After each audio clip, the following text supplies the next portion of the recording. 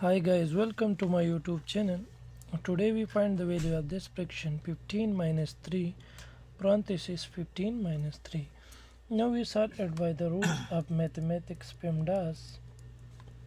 According to PEMDAS rule, first we solve parenthesis, then exponent, then multiplication or division, and then addition or subtraction. Multiplication or division we solve from left to right, and addition or subtraction we solve from left to right.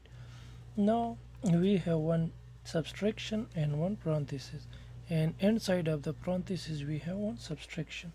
So according to the rule, first we solve parenthesis. So the equation become 15 minus 3, and inside of the parenthesis 15 minus 3 they give us 12. So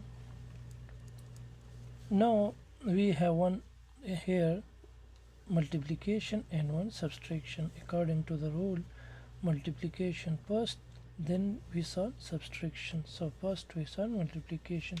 So 15 minus 3 times 12 they give us 36, and 15 minus 36 they give us 21. So the final answer is minus 21.